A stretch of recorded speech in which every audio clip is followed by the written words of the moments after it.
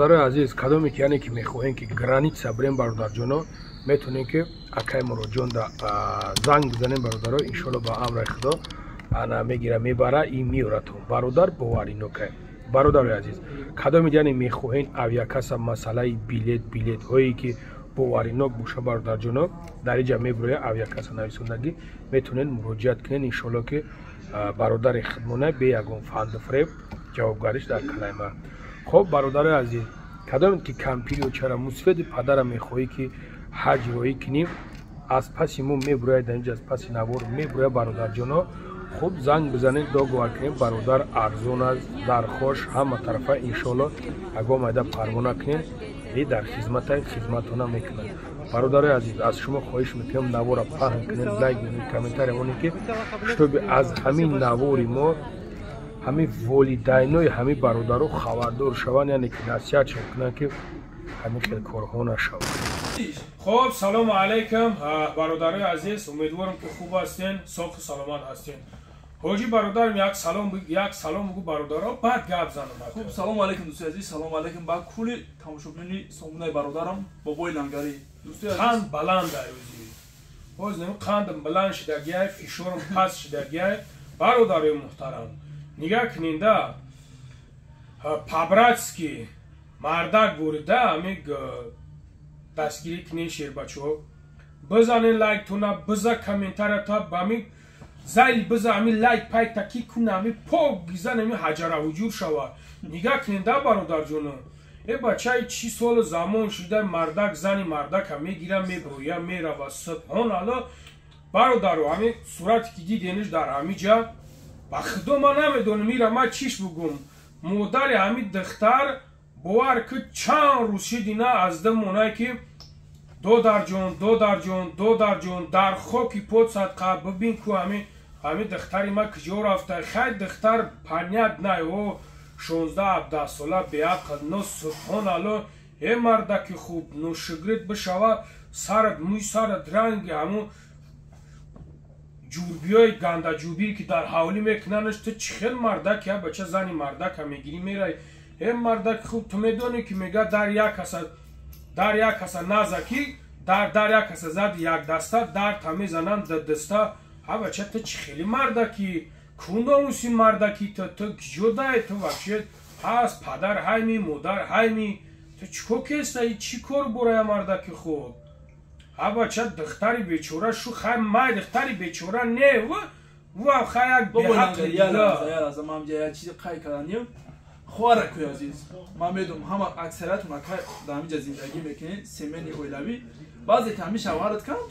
تلگه پیسخ میگه تمام فوکا پویون میکنین میبروین میرین دلاغ داری میگیریش تمام با چی دوران یا دگونه کمزار دوران یا روسی دیگه میوان یا دگونه میپرن میروان و یا بوارک ایوا یگون چی فایده تو نمیرسه شما دا یگون معافیت شما را میخونن میپشونن نگه هبین میکنن ناموسی شما هم مرداتونه شما ناموسی مرداتونه کوشش کنید که مقصد مرداتونه سرخم نکنید برای کی ناموسی ای بچه برادر عزیز همین کمت نشناسین همین بچه را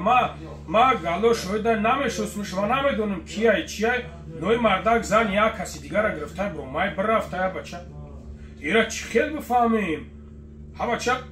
کناموسی مردکی تا بدبخت بگردم بیار قلینگو مردک بته تو گرفتی بردیش خیلی دختر به حق المالی تو گرفتی بردیش و تو نه مردکی نیستی که تو برای قلینگی او را بتی ها بچه تو چکو که استای تو میدونی در کدام اثر زندگی که استای همه مردک خوب منتالیتتی مو نستای چیزای سال زمونده شما چکو که استی نه مردکی خوب ها بچه های کلون بچه های پاجلای موشیکایی که مردکی خوب وجود میدونه که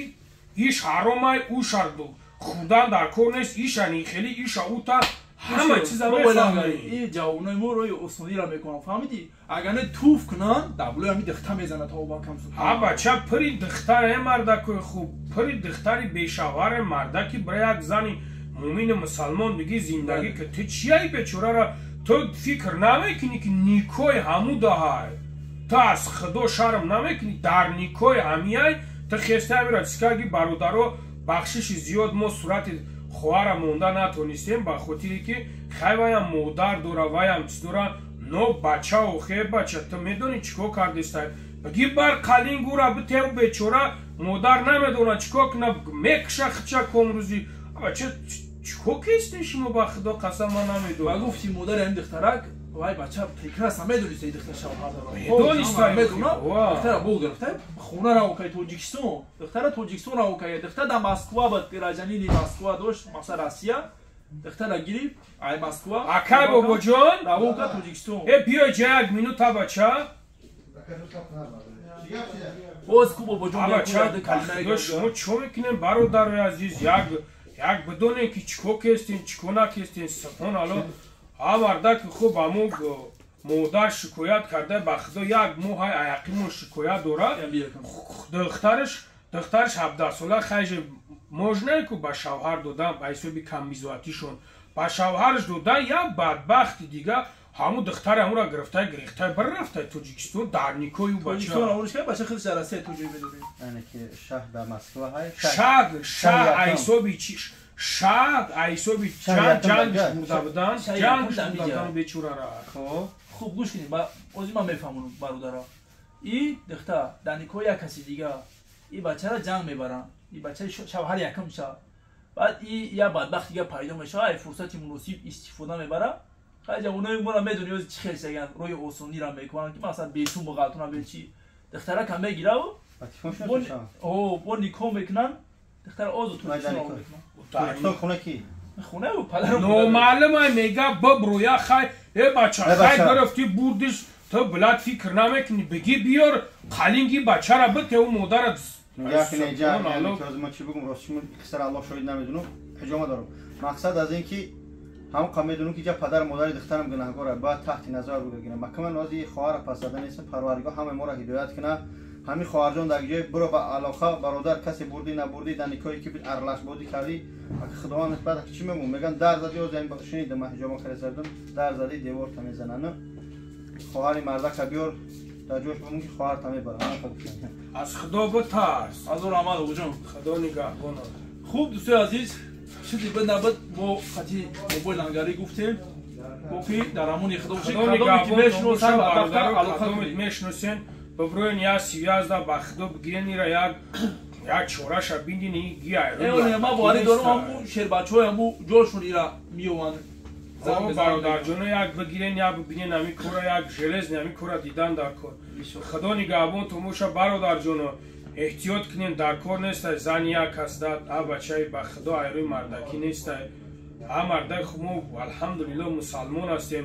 ها بچه نگه که در می فلسطین چی قدر برادرو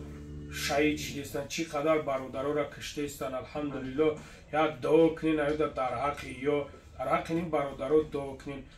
نکنین به خدا قسم از روز قیامتون بترسین ها بچه زنگیری بچه تا خدا خطا بکشه خداوند جوانی مرگت کنت را